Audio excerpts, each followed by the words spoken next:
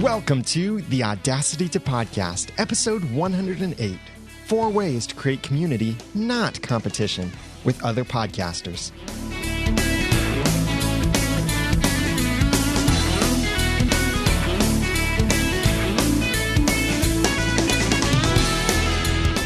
Thank you for joining me for this episode of the Audacity to Podcast. This is episode 108, and if you are a fan of Lost out there, you're probably going, oh my gosh, this is episode 108.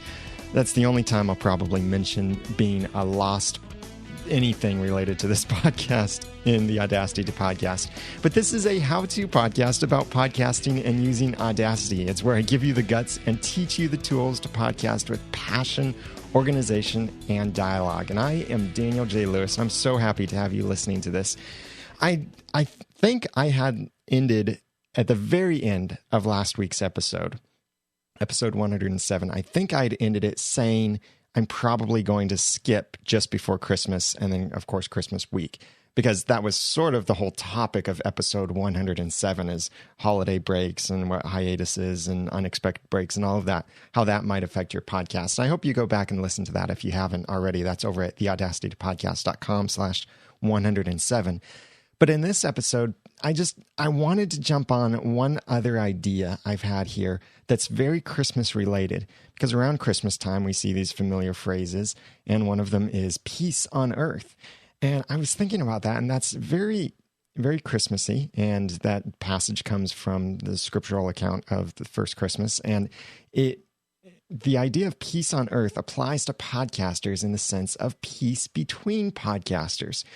And something I've learned a lot more of this year is the idea of competition. And my idea of then thinking around competition has changed. So that's what I'm going to cover today to help you change your thinking about this and look for ways that you can create community with other podcasters instead of letting it be competition with other podcasters. Now, if you look at the show notes, which I'll have over at theaudacitypodcast.com/108, then probably every time I write the word competition, it's in quotation marks, because I have looked, tried to figure out a better word to describe what we really are in the podcasting space. When there is more than one podcast about the same thing, what is it? And technically, competition doesn't quite fit, but that's the commonly used phrase. And so that's just what I'm going to use. So that's why I include it in quotation marks all throughout the show notes. And you can get those show notes at theaudacitypodcast.com/108 if you want to follow along while you're listening or just review this information later. So I've got 4 different ways that you can stop treating this as competition and instead treat this as community. I have several podcasts, and each of them have competitors. And again, that's competitors. Just assume I'm giving air quotes to everything anytime I say competition or competitors. I've got the Audacity to Podcast, this one, which is about podcasting. And there are other podcasts about podcasting out there, like Ray Ortega's Podcaster Studio, Dave Jackson's School of Podcasting, Cliff Ravenscraft's Podcast Answer Man, Nick Suberline's Start Talking and Recording Today. And there are others too that are in and out. There's Art of Podcasting, actually a couple by that name, and other podcasts out there, Podcasting Passion and more about podcasting. Well, I also have a clean comedy podcast called The Ramen Noodle, and it has competition. Again, air quotes, I'm going to stop saying that. It has competition with other clean comedy podcasts. Now, there aren't many clean comedy podcasts out there. There are a lot of comedy podcasts, and they're really popular. But especially if you look at the podcast awards over at podcastawards.com under the comedy section, The Ramen Noodle is the only podcast that not just doesn't have the explicit tag, but actually has the clean tag. So there are just a couple other clean comedy podcasts out there, like Comedy Forecast and Bells in the Bat Free and Nobody's Listening podcast. And then I have my Once Upon a Time podcast over at oncepodcast.com. That has a lot of competition. There are 13 total Once Upon a Time podcasts at this time, and that is December 2012. 13 podcasts. I'm one of them. So there are other competing podcasts in this field, but how we approach this could be the difference between competition and community. So here are 4 ways that you can create community with other podcasters instead of creating competition. Number 1, most important thing, change your thinking about competition. We typically call it competition, but what we're kind of referring to sometimes when we're talking about competing with other podcasts and how we want our podcast to succeed and other podcasts to not succeed, really, this is more like antagonism, which is active hostility or opposition between groups. And that's the kind of stuff, we could call that rivalry. That's the kind of stuff we don't want in podcasting, where one podcast is trying to beat out another podcast. Now, this does happen sometimes, and there's going to be a great conversation in Podcasters Roundtable, round 6. If you are listening to this on Monday, December 17th, and it's not 9 p.m. Eastern time yet, then you can join or watch our Podcasters Roundtable on Google+, when we will be talking about competition from different perspectives, because we've got some people on there that are competitive or a bit antagonistic about some of their podcasts. So it'll make a great conversation. If it's past November or December 17th, then you'll be able to go to podcastersroundtable.com and rewatch that video, subscribe to that podcast over there, and I'll also post it over at theaudacitypodcast.com. But we don't want to have this hostility or opposition between groups, and we can tend to think that way. Honestly, I struggled with this for a while with my podcast, because when I started the Audacity podcast, if you go back and listen to some of the early episodes, I actually used phrases like, "This is the only time you're going to hear the truth about blah, blah, blah," or "No one else is telling you this," or these kinds of things. One of the reasons I started the Audacity podcast was because I felt like I had things to say that no one else was saying, or other people were ignoring, or just this particular perspective was not being included. So I wanted to make sure that the additional perspective got there. So I was a bit competitive from the start, because I felt like some of the people saying some things were wrong or just not including the whole picture. But as time went on, with other aspects of my podcast, I struggled in this area of competition and how to work together with other podcasts or not to work together. And are we competing for the same clients? Like, if I get the client, then they don't. If they get the client, then I don't, that kind of thing. And even some places talking about podcasting in the same space as other podcasters who podcast about podcasting. So I struggled a bit with this, and also with the Once Upon a Time podcast, even when I first launched that, because I was a bit competitive with that. And finally, things have started to settle down. I've started to change my thinking about competition, because it really comes down to this. What is your perspective on life? Is it of abundance or of scarcity? Antagonism is driven by this feeling of scarcity, that listeners out there only have so much time for maybe just one podcast in a particular niche. So in that sense, yes, it makes sense that you would want to be that one and only podcast that they listen to in that niche. So you're going to fight as hard as you can, tooth and nail, whatever that means, for that one listener or viewer for your podcast. But instead, I suggest that you look at competition from the perspective of abundance, that consumers have time for plenty of podcasts on their interest, and when they find one, they're most likely going to want to listen to others. And that's the way listeners usually tend to be. I know a lot of my listeners to the Audacity podcast also listen to Cliff Ravenscraft, Dave Jackson, Ray Ortega, and many of the other men. So they're listening because they want you. You are listening because you want to hear all of this information about podcasting, and you want to get this big overall picture of what podcasting is, how you can do it, how you can take advantage of it, all of these things. And we each approach it from different perspectives. So you are listening, and I hope you're listening to the others out there, to each of these podcasts because it gives you a fuller perspective on this, and you hear things from one of us that you don't hear from another, or you get to hear opposing sides, or you get to hear that we're building one on top of the other, or anything like that.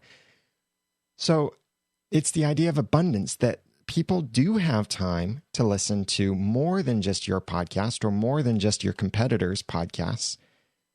So when someone listens to a podcast in your niche, it's really a win for all of the podcasts in your niche because it exposes them to one bit of content. They'll get excited about it and start looking for other content that's along the same theme.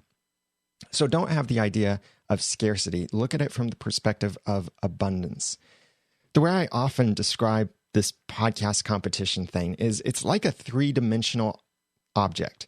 And that three-dimensional object is the subject that you're podcasting about or your particular niche. Each of us then approach this three-dimensional object with a paintbrush. We might be there to prime it, to lay the foundation. We might be there to sand it. We might be there to put the fine details in painting. We might be there to just throw a bucket of paint on it and color it. But we're each approaching it from our different perspective so that as we're working on this together, we're forming a whole picture or a whole piece of art. In podcasting, it's just like that. We're each bringing our unique perspectives and experience to help complete this big picture of the subject. So that when someone listens to How to Podcast, for example, and all of these different podcasts about podcasting, when someone listens to it, they'll get to hear what Mike I think is the best, what Mike Dave Jackson thinks is the best, what Mike Ray Ortega thinks is the best, et cetera, and on and so forth. And the same thing with Once Upon a Time. We catch things in our Once Upon a Time podcasts that other Once Upon a Time podcasts don't catch. But then other Once Upon a Time podcasts catch things that we don't catch, and each person brings their own theories and unique perspectives to all of this. So that it forms this much broader, more detailed picture than one podcast alone. So recognize that we are all working together on this, and your perspective has to change about what competition is. That's why this is really the biggest and most important step. It's the first thing you need to do. Change your thinking about competition. Now, I put an email out there to some of my friends at the Tech Podcast Network, and I'm a proud member of Tech Podcast Network over at techpodcast.com. And a while back, I'd asked them what they thought about competition. I wanted to include some feedback, and also asked in my newsletter a while back about competition and got back some great responses. And most of them are on this point about change your thinking about competition.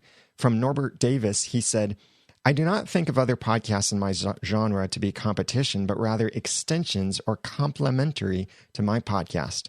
I specifically avoid a lot of the mainstream topics or products or devices that other podcasts or blogs are covering to distinguish myself from them, which prevents, quote, competition, unquote.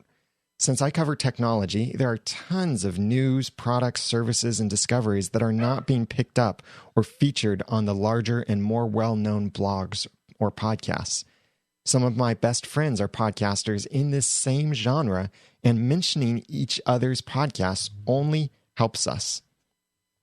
As a matter of fact, I will send links or information about things to other podcasters that I know if it fits their podcast, just to help out. I know I like getting tips from my listeners and friends for content for my show. It's how posting should be, or it's how podcasting should be, friendly and cooperative. Since our show can be consumed at the listener's or viewer's convenience, there is no competition for listeners, but it is your content that determines if you get into someone's playlist. Hence the podcaster's mantra, content is king. That's from Norbert Davis at norbtech.info. And from Jeffrey Powers, who hosts the Day in Tech History podcast, one of the Podcast Awards finalists. He said, it depends. If you believe that they did it to drive your podcast out, then I have a problem with it. Otherwise, competition is good, keeps you on your toes. That's a great perspective too, that, competition helps you get better at what you do as well. Thomas Cagley from Spamcast said, I take the approach that the more competition there is, the better. Competition increases the pie, or listeners, we are all working with. Interestingly, I have approached at least 10 competitors in the past 6 months, either to appear on my podcast or cross-promote. 2 have taken me up on the call. The rest, well, radio silence. From Thomas Cagley. From Syed Staffa, I hope I pronounced that correctly. He said, and he's from Out of Continues podcast. He said, I go with the view that my podcast is tiny and I really cannot compete with the larger podcasts of my genre. I do a video game-based show, and I accept the fact that most of my listeners will put IGN, 1UP, and Giant Bomb or one of the other big shows before mine. I used to record long shows that were 1 to 1.5 hours long. After doing a poll with my listeners, I found out a little more than half that took the survey said that they would prefer shorter shows from me. So I changed from a bi-weekly to a weekly format and shortened the show to 30 to 40 minutes long. I got good feedback from my listeners after doing the change. I'm constantly keeping in mind that I know I'm not that big, so I don't want to overwhelm my listeners with too much content. And he said, he continues on, that's how I look at it. I know I'm one of the smaller shows right now, and I accept it. My show isn't even a year old yet, so I'm actually pretty happy with where I am right now. That's a great perspective, Syed. And from Lou Costanzo from the Lou Trek Show said, I don't believe in such a thing as podcasting. I look at it as a DVR versus scheduled programming. Scheduled programming, you must be there to view it at the time. So the competition would be fierce. Thanks to VCRs and DVRs, you can have both. You can watch it now or watch it later. And since you usually record more than one show at a time, you can get both programs you love. The same is true for podcasting. I download the shows I like for future consumption. Some I have to seriously catch up on. Others I listen to religiously. As far as other Trek podcasts, I'm a very small fish in their large pond, so as such, I try to build relationships with them. I announce the heck out of them so that they will return this love to me. It's worked quite well. They will get my audience's eyes on them, and they direct their listeners to take a look at me. Competition in podcasting? No, don't believe in such a thing. From Lou Costanzo of the Lou Trek Show. And one more email here from Andy McCaskey from SDR News said, net-based broadcasting is at the core of personality medium. If you look at the multiplicity of tech news shows, each one has a choice of approach that finds an audience even though the same news items are being addressed. The more competition there is, the stronger the probability that the personal following will resonate for a given podcaster and generate a loyal audience. If you know you have a lot of choices, you will seek the show length, content, and presentation that you like. The classic economics class illustration is the lone ice cream stand and the beach will starve for customers, but Ice Cream Row or food court will prosper because people will know they will find something there. The need is for more shows, particularly on video, to keep consumer attention focused on that spot between user-generated content on YouTube and full commercial productions as a vibrant, interesting, and valuable media conduit. From Andy McCaskey of SDR News. So the number one thing, and I know that was a lot of emails on this point, but the number one thing, as you can tell, is you have to change your thinking about competition, and that will be the hardest thing to do. Because you might be out there looking at the success or hearing about the success of other podcasts or what other podcasters get to do or things like that. And you start thinking, why couldn't I do that? Or why didn't I think of that first? Or maybe you think, I thought of that first. They're copying me or anything like that. You have to change your perspective. Change your thinking about competition. Number 2, complement or supplement the conversation. We're approaching the same subject, but from different perspectives and different experience. So think about how you can add to this from what others are saying. Now, I use the words complement and supplement By the way, that's complement, not compliment, with an E in the middle there. And they are very similar. And I looked this up on dictionary.com to help clarify this difference. Complement and supplement both mean to make additions to something. To complement is to provide something felt to be lacking or needed. It is often applied to putting together two things, each of which supplies what is lacking in the other to make a complete whole. Two statements from different points of view may complement each other. To supplement is merely to add to. Some additional remarks may supplement his address, and that's from dictionary.com. So when you're looking at all of the other podcasts out there that are on your same niche, whatever subject you're talking about, look at how you can either fill in the gaps and complete the overall picture or just add to what's already being said. Consider some things like this. Here are 4 basic questions you could ask yourself that can help you complement or supplement the conversation that's already going on about this subject. Now, this doesn't mean you only have to include your filling in the gaps bits, but definitely look for those things. So these 4 questions you should ask yourself. What can you use in your own podcast and give credit to the source? Listening to someone else's podcast in your niche. That's what I recommend, so that you can maybe use something in your podcast and then credit the other person as the source and refer people over to them. Another question, what can you refer your audience to so your podcast can be comprehensive? If I were to come here and say that I'm providing the only perspective to competition in podcasting, well, then I'm being anti-competitive and I'm not giving you a very comprehensive view. Dave Jackson over at schoolofpodcasting.com recently talked about competition, and also in the Podcasters Roundtable at podcastersroundtable.com. That will be our topic tonight. So if you haven't heard that yet, or you're not able to join the live roundtable, then watch podcastersroundtable.com to find out more about that. So see, I can refer you to these other sources for information so that what you're hearing from me, I may not be sharing the exact opinions that they share, but what you hear from me points you in these other directions so that what I'm covering is a bit more comprehensive. Even though I'm not actually giving you the information, you hear about it, you're informed of it, and you get to go out there and get it and get then a more informed perspective. Third question to ask yourself, what can you say that hasn't been said? Fourth question, what can you build on to get into more depth? Frequently in these podcasts about podcasting, I'll hear something from another podcaster and I'll think, ooh, that's a good subject. I've got some more to add to that. They didn't cover this aspect, or they covered it just from this perspective. For example, audio software. Someone might tell you how to do something in Adobe Audition. Well, you're instantly thinking, I could probably figure out a way to tell you how to do that in Audacity. And I am still going to do that. Don't worry, I'm not abandoning Audacity.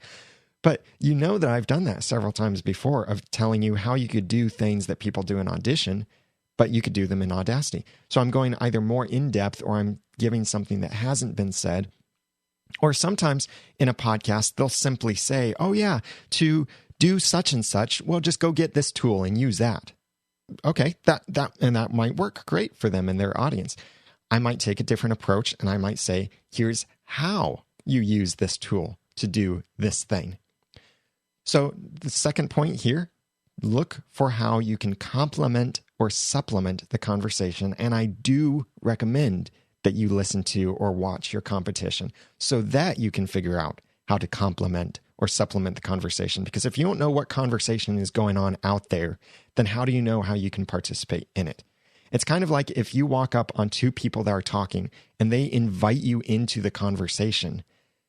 Can you provide much value if you don't know what they're already saying or what they have already said, let alone what they're even talking about?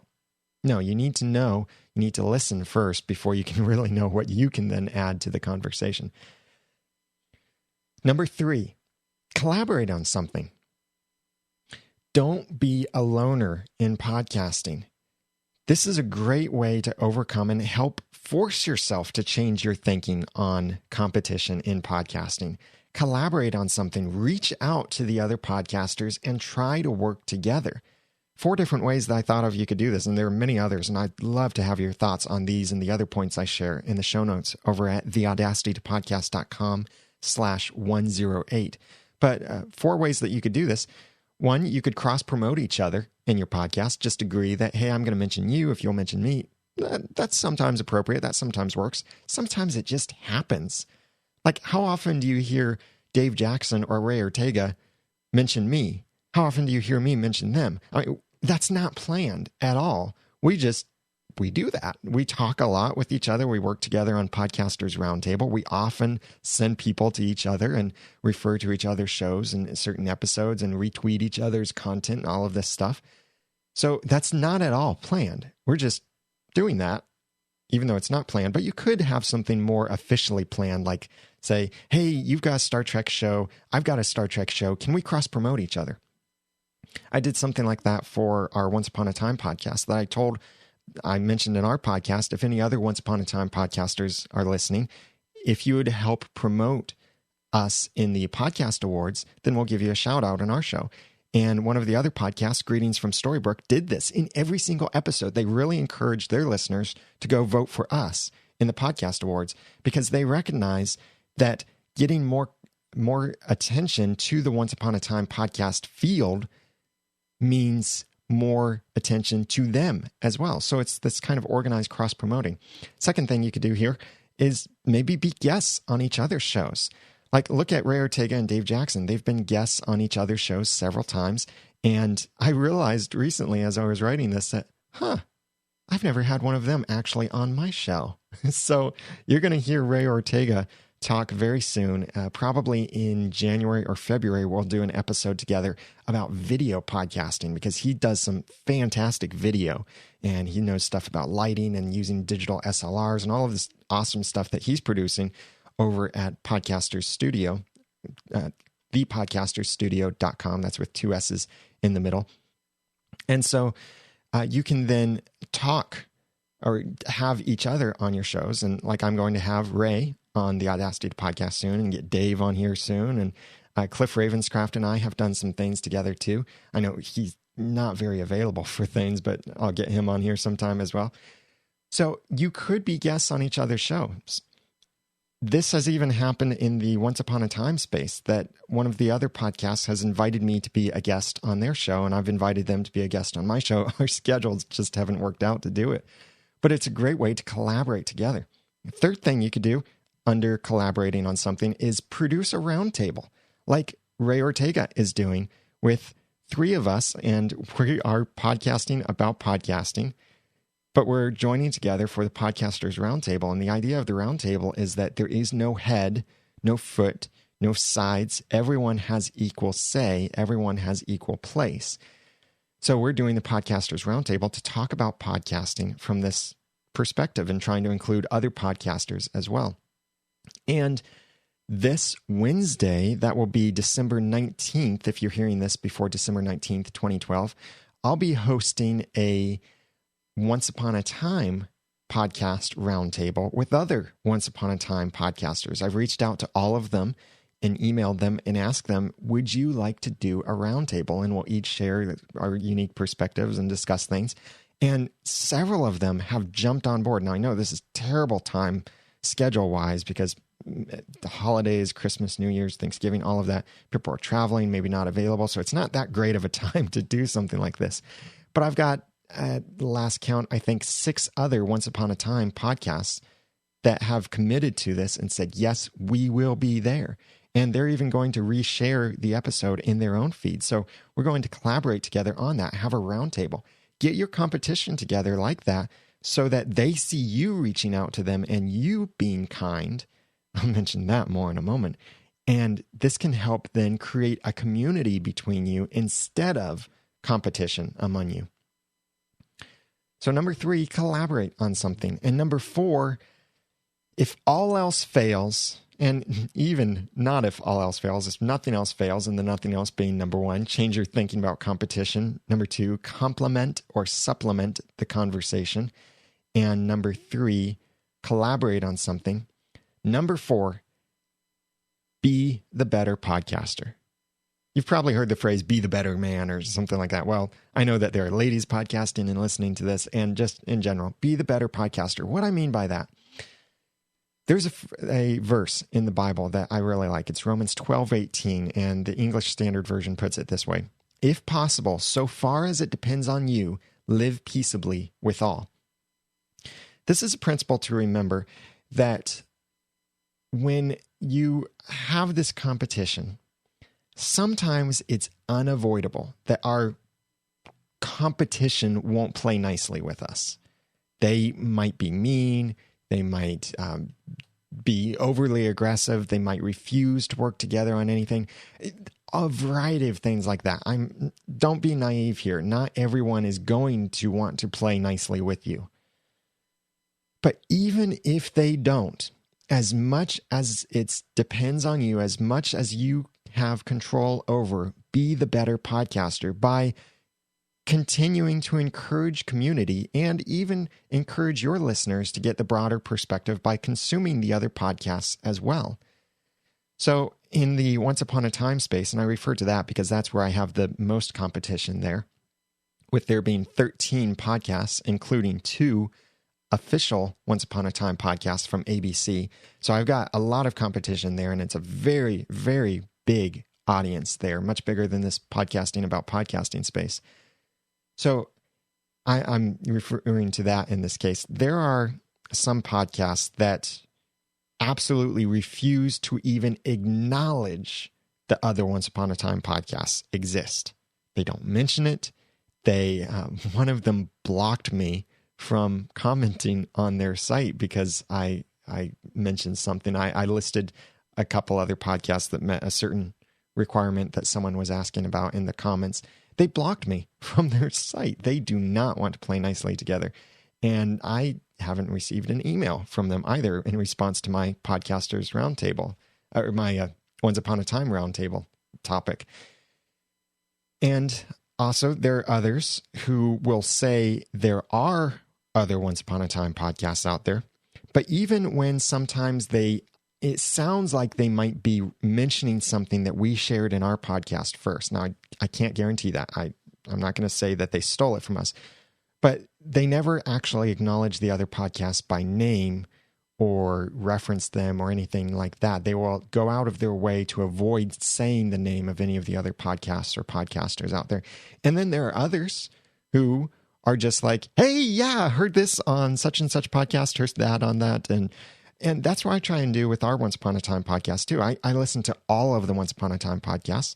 And one of those things I do is I do try to be the, quote, better podcaster. And as much as it depends on me, live peaceably with the others.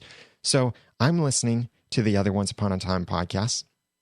And when I can, if they share something and I think, wow, that's really good, I bring it into our podcast and I say, so-and-so from this Once Upon a Time podcast mentioned this, and I think that's a great idea. Go over there to their podcast, listen to how they got into more depth about this theory, and I'll have a link in the show notes, that kind of thing. So even if they are not referring to me or mentioning me or acknowledging my existence or maybe even blocking me from their website or anything like that, I still want to try and be the better podcaster. And this is a struggle. This isn't easy because sometimes I feel like I want to be, oh, okay, that's the way you feel about it? Well, fine. I'm not going to ever mention you in my podcast. I feel that way sometimes. Honestly, I do still struggle sometimes with that. But this is where humility really comes in. Recognize that others have knowledge and experience that you don't have. And I have to remember that. So I'll refer to other people, like in the Once Upon a Time space. I really like how Father Roderick, and you might be familiar with that name if you're also familiar with Cliff Ravenscraft, but I like how Father Roderick brings in certain depth and details to the meaning behind names, certain stuff that I forget to look up or don't even think to look up, and he shares something that's like, wow, that's really awesome. So, and then in our podcast, I'll say, Father Roderick from the Secrets of Once Upon a Time podcast mentioned this. Or I'll say Jeff and Colleen from the Once Upon a Time Fans podcast mentioned this theory or talked about the color of smoke here or pointed out this cultural connection here or anything like that, I'll try to refer to these other podcasts when I can. And it's not like every theory I have is from them, but when something really stands out to me, I try to give them credit and go ahead and mention them. I'm not afraid of pointing my listeners to the other shows. I learned this lesson from Cliff Ravenscraft a while back, several years ago. He said something, I can't remember if he got it from somewhere else or he just made it up, but he said, I would rather be hated for who I am than loved for who I am not. And that applies to us as podcasters. So you may be sending your audience over to listen to other podcasters. And you know what? Yes, you may actually lose some of your listeners to the podcast that you sent them to. They might go over there and decide, wow, this one is so much better. I want to listen to this one instead.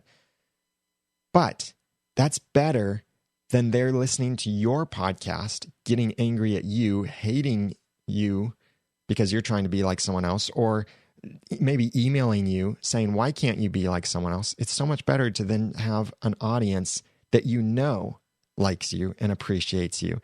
That principle applies to so many things, even email marketing. I remember someone once told me when I was designing an email marketing campaign for them, they said, can we not make the unsubscribed link so visible there on the bottom? Can we kind of hide it, make it look like the rest of the text around it?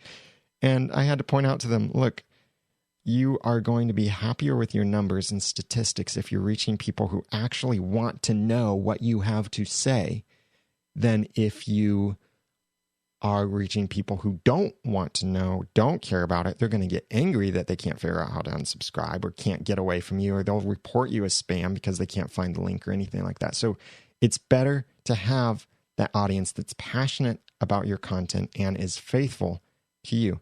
So try to be the better podcaster. And in the chat room right now, Mike is saying that it's a Kurt Cobain quote, the quote of, I'd rather be hated for who I am than loved for whom I'm not. Something like that, and I'm probably not getting it verbatim. But I got a great email in here from Jerry Taylor about this point of being a better podcaster. He said, he's from the Practical Amateur Radio podcast. He said, hi, Daniel. This may sound strange to some, but the short answer is I encourage competition and I help promote the new shows. I podcast about the hobby of amateur radio. The content I produce is to help educate and inspire my listeners. It's all about the greater good of the hobby. My Practical Amateur Radio podcast hit the 4-year mark a while back. I've seen many podcasts come and go in this time. I've encouraged and I've helped to promote all podcasts about the hobby. I maintain a list of all the amateur radio podcasts I know about on my website. And by the way, I've got links to his website and all of the other websites of these emailers in the show notes at theaudacitypodcast.com/108. I'll pause on his email here to also make this point. This is something I also did on the Audacity, on our Once Upon a Time podcast. If you go to oncepodcast.com/more podcasts, that's with an S at the end, /more podcasts, then you'll see what is, as far as I know it right now, the complete list of Once Upon a Time podcasts. And down at the bottom, I have a little section where if a podcast is added or changed or anything like that, I list my updates there. So I went out there, I got aggressive with my trying to build community, and I created a complete list of Once Upon a Time podcasts so I can easily tell people, go over to this site, this page on our site, so you can see all the other Once Upon a Time podcasts to see what they're saying about this episode of Once Upon a Time, what they caught that we didn't catch. Participate in their communities too. And I encourage that with the listeners there. And that's what Jerry is saying that he does as well with his listeners to the Practical Amateur Radio podcast, that he has this list of amateur radio podcasts and he's encouraging others to go listen to them as well. That's awesome. So his email continues. The true list of active amateur radio podcasts producing content on at least a monthly basis is a short list. Just about all I know think of their podcasts as just an extension of the hobby. This has certainly been how I felt over the years. I would include my podcast in a list of about 3 to 4 podcasts which are actively produced or released once a month or more. While some are certainly more shiny and have much deeper pockets, the rest of the three of us are just doing all we can to help promote our hobby. Of course, I don't expect all podcasters to have the approach I do towards podcasting. From Jerry Taylor of the Practical Amateur Radio Podcast. So thank you, Jerry, for sending that in. That's great. So look at ways that you can be, in a sense, the better podcaster out there, even if others are being mean or just not playing nicely with you. How can you be nice, take the higher road, be the better man among them, or anything like that, any kind of little cliche you want to apply to that? How can you do this and help encourage community even when others are encouraging competition? I'd love to hear your thoughts on this and your thoughts on these 4 ways to build community, not competition, among other podcasters. Those 4 ways, again, are number 1, change your thinking about competition. Number 2, complement or supplement the conversation. Number 3, collaborate on something. And number 4, be the better podcaster. So what are your thoughts on this? What would you have to add to this, or what has your experience been for this? Please go to the show notes and comment there at theaudacitytopodcast.com/108. And also, if you are hearing this before 9 p.m. Eastern Standard Time, GMT -4, or -5 actually, on Monday, December 17th, then go over to Google Plus and look for the Podcasters Roundtable discussion where we will be talking about this competition, and we'll have some great perspectives there because if you didn't notice it, Ray Ortega, Dave Jackson, and I will be in the panel, and we're competition kind of with each other, but then that's what we're there to talk about. And we've got some others too, like Nick Suberline will be joining us, as well as a new guest will be joining us for that discussion. So you'll be able to watch that live on the site or get the download later over at podcastersroundtable.com. And I'll also have a link eventually when it's posted over at theaudacitytopodcast.com. And show notes for this episode at /108. So also, I want to tell you about something new coming up that I will be doing in the Audacity to Podcast, an episode. I want your feedback for this. I want to know, how are you going to be podcasting differently in 2013? I'm not talking about how are you going to improve your podcast or what are your goals or anything like that. You can share that with me. That's fine. But what I really want to know is, what are you going to do differently in 2013? So this might be, you're going to try a new way to market your podcast. You're going to try changing your branding. You're going to change your podcast cover art, which, by the way, I can design podcast cover art for you. Go to podcastcoverart.com for more information. Or maybe you're an audio podcaster and you're looking to jump into video, or maybe you want to produce some more informational videos, or maybe you want to create a digital product. Maybe you're going to start a new podcast. Maybe Nick Suberline in the chat room right now says he's going to delegate in 2013. Great thing. I need to learn how to do that too. I need someone I can delegate things to for some of this stuff. Or maybe you're going to do anything else differently with your podcast in 2013 from what you did in 2012. I'd love to hear about that and include it in a future episode of the Audacity to Podcast. So please send that to feedback@theaudacitytopodcast.com. You can include written or audio feedback. Please keep your audio feedback to, we'll say, under 2 minutes or so for that. And you can also call in to 903-231-2221 or go to theaudacitytopodcast.com and click on the Send a Voice Message tab on the right side to record a message right from your computer. So what are you going to do differently in 2013? I'll give you a couple ideas of some things I'm going to do differently in 2013. One is I'm going to try producing more video content. The other is I want to get more guests again into the Audacity to Podcast. I really need to get a better workflow going for my personal work and projects and follow-ups and emails. I need to get on top of my email inbox, and I'm trying some different things to be able to conquer my emails and such. So what are you going to do differently? And how is it that you have been working with competition or community among other podcasters in your niche? Please comment on the show notes over at theaudacitytopodcast.com TAP108 and check out our discussion coming very soon over at podcastersroundtable.com. Now, I do this show live on Mondays normally, but the schedule is going to be a bit odd for the next month. I am recording this right now on Monday, December 17th. I won't have another live show until Monday, December 31st at 2 p.m. Eastern Standard Time. That's GMT minus 5 over at theaudacitypodcast.com/live.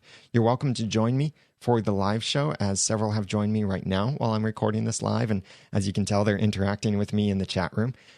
And then after that, the schedule is really going to be crazy because I will be going to New Media Expo and Consumer Electronics Show, helping to cover that with the Tech Podcast Network. And that will take me out for about 2 weeks or 2 recording dates. So I probably won't be back on a regular live schedule until January 21st, 2013. And at some point, I might release some episodes then during CES or New Media Expo. Certainly, I'll be posting some videos over on the website at theaudacitypodcast.com. So you can check that out.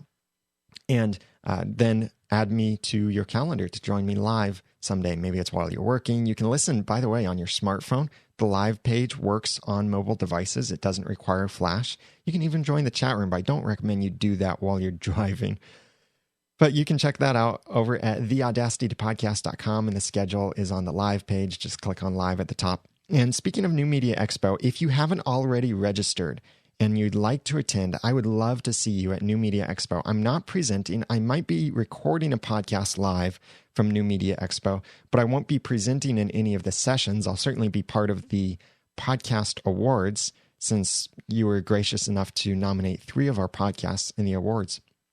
So if you'd like to register for New Media Expo, please go to theaudacitytopodcast.com/New Media Expo to check that out and register. And even if you just get the digital pass, which is where you get to download everything after it's recorded, that would still be fantastic. And that's my affiliate link, theaudacitytopodcast.com/New Media Expo, that you can check out and register there. And it helps support what we're doing here, or what I'm doing with the Audacity to Podcast.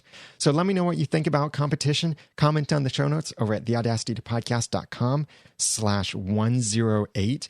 And also let me know what you're going to do differently with your podcast in 2013.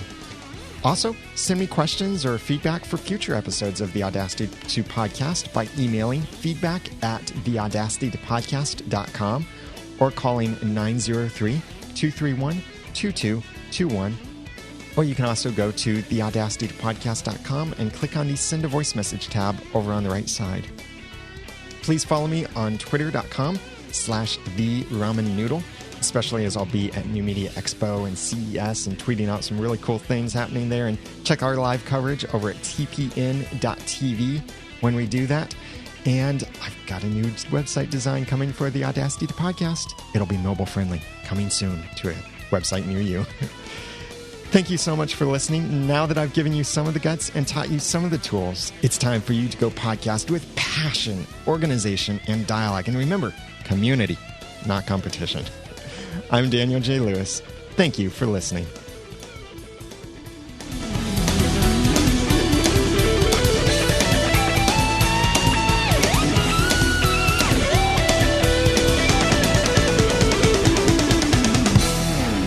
The Audacity to Podcast is a proud member of the Noodle Mix Network. Find more of our podcasts to make you think, laugh, and succeed over at noodle.mx. Like you can theorize over the Once Upon a Time TV show, learn how to be productive and go beyond the to-do list, laugh with our clean comedy, and our Christian movie reviews podcast with critical thinking has just returned with a review of the 2012 movie. And get a Christian worldview and more over at noodle.mx.